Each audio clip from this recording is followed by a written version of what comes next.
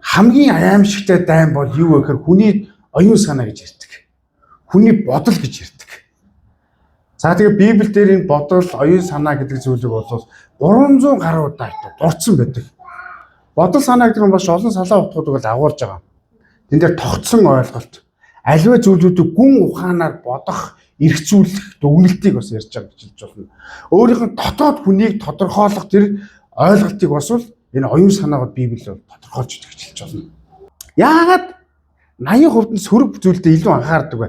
Сэтгэл судлаач түүнийг юу гэж хэлж байгаа вэ гэхээр сөрөг зүйлд илүү анхаарах хандлага гэж ярьж байгаа. Тэгсэн чинь тарих өөрөө бас тийм зүйлүүдийг шийдэхин тулд бүтээгдсэн байдаг. Бүтээлчээр бидний дотор ажиллаж идэг гэж ярьж байгаа.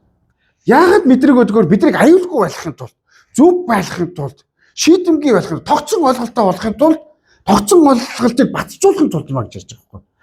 Тэгвэл бид нар яах ёстой вэ? Яаж ялгаж чадах ёстой вэ гэж. За сүүлийн үед бол цуглаанд явдаг хүмүүс Библи уншихаа болцсон гэж ярьж байгаа.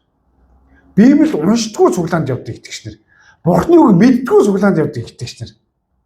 Харин уншдаг хүмүүс байна гинэ. Тэр уншдаг хүмүүсэнд 2 дугаар категорид орсон чинь хүмүүсийн номлол подкастуудыг христчин тийм одоо нөлөөтэй хүмүүсийг сонсдог тийм хүмүүс гэж ярьж байгаа. Өөрөө хувьчлан Библийг унших цаг, залбирах цаг, эзний өмнө өвдөглөх цаг өгүүлэгдэж байгаа.